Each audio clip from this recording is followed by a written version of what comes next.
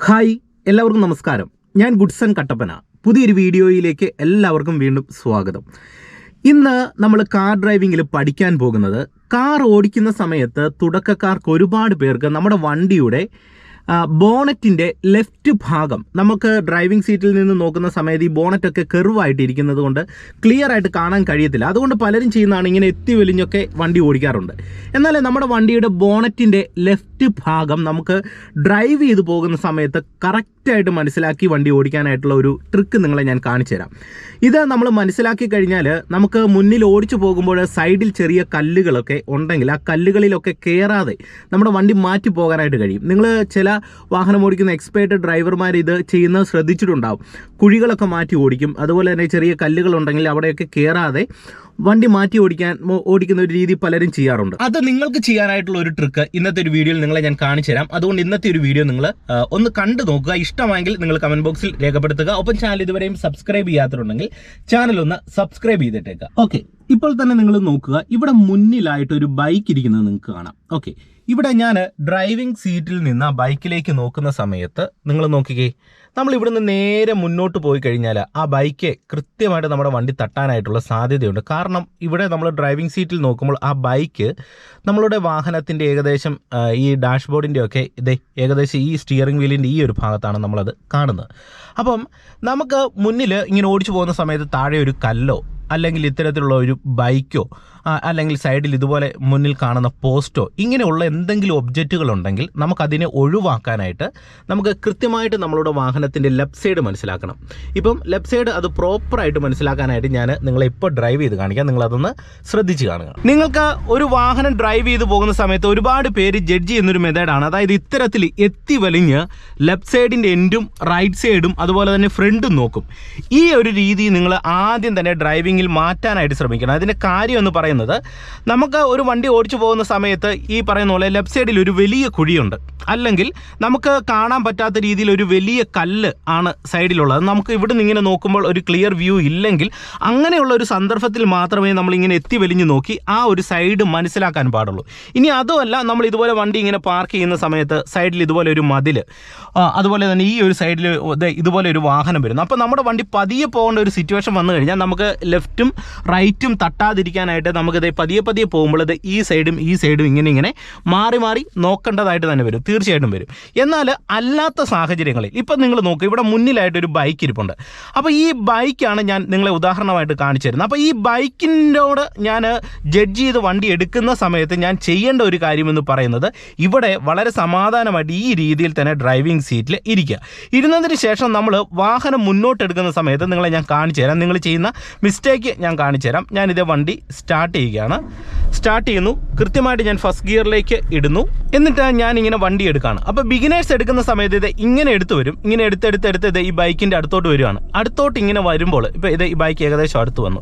ഇങ്ങനെ അടുത്ത് വരുന്ന സമയത്താണ് പല ആൾക്കാരും പിന്നെ തിരിച്ചു തുടങ്ങുന്നത്. അപ്പോൾ ഇത്രയും അടുത്ത് വന്നിട്ടാണ് നമ്മൾ തിരിക്കാനായിട്ട് ശ്രമിക്കുന്നത്. അപ്പോഴാണ് നമുക്കൊരു ഐഡിയ കിട്ടുന്നത്, നമ്മുടെ മുന്നിൽ കിടക്കുന്ന ആ വണ്ടിയോട് അടുത്ത് വരുന്നു, അല്ലെങ്കിൽ അവിടെ ഒരു കല്ലുണ്ട്, കുഴിയുണ്ട്, ഇതുപോലെ പോസ്റ്റ് ഉണ്ട്, അങ്ങോട്ട് അടുത്ത് വരുന്നു, നമ്മുടെ വണ്ടി ഇടിക്കൂ എന്നുള്ളൊരു ചിന്തയാകുമ്പോഴാണ് പല ആൾക്കാരും സ്റ്റിയറിംഗ് റൈറ്റ് സൈഡിലേക്ക് തിരിച്ചു തുടങ്ങുന്നത്. അപ്പോൾ നമ്മുടെ വണ്ടി തട്ടാനായിട്ടുള്ള സാധ്യതയുണ്ട്.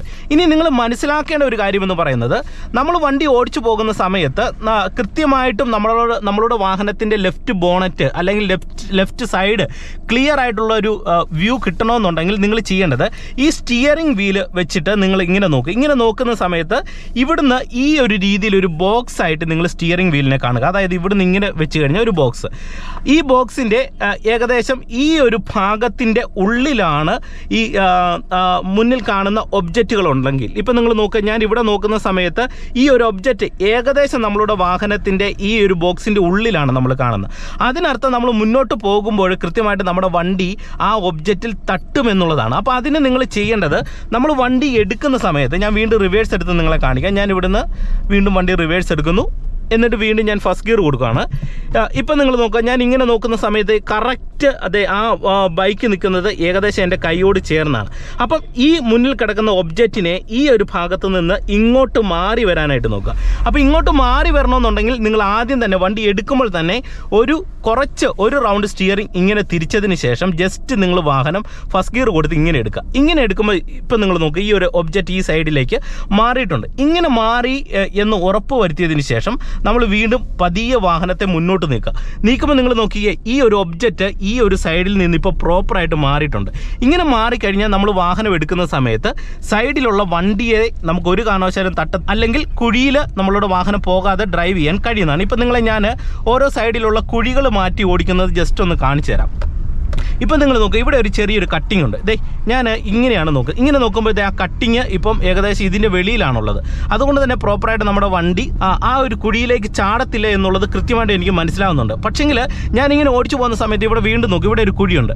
ഞാൻ ഇങ്ങനെ തന്നെയാണ് പോകുന്നതെങ്കിൽ ഇപ്പോൾ ഈ കുഴിയിൽ എൻ്റെ വണ്ടി ചാടും. നിങ്ങൾ നോക്കുക, ദേ കുഴി ചാടി. ഇവിടെയാണ് കുഴി, ഇപ്പോൾ ഇതിൻ്റെ ഉള്ളിലാണുള്ളത്. കുഴിയിലൊന്ന് ചാടി, കണ്ടോ വണ്ടി കയറുന്നുണ്ടോ? അപ്പോൾ എന്ത് ചെയ്യണം, ഇവിടെ നമ്മൾ ഇങ്ങനെ ഓടിച്ചു പോകുന്ന സമയത്ത് നമ്മുടെ സൈഡിലുള്ള കുഴിയിൽ നമ്മുടെ വണ്ടി ചാടുമെന്ന് നിങ്ങൾക്ക് ഒരു ചിന്തയുണ്ടെങ്കിൽ എന്ത് ചെയ്യണം, ഈ സൈഡിലുള്ള ഈ ലൈൻ, അതായത് ഈ കട്ടിങ് എപ്പോഴും ഈ നമ്മുടെ അതായത് സ്റ്റിയറിംഗ് വീലിൽ നോക്കുമ്പോൾ ഈ ഒരു ഭാഗത്തിൻ്റെ വെളിയിലേക്കാകാനായിട്ട് ശ്രമിക്കണം. അതിനെന്ത് ചെയ്യണം, സ്റ്റിയറിംഗ് റൈറ്റ് സൈഡിലേക്ക് പിടിച്ചു കൊടുക്കുക. ഇതേ ഇപ്പോൾ ഇവിടെ ഒരു കുഴിയുണ്ട്, ഇതേ കണ്ടോ?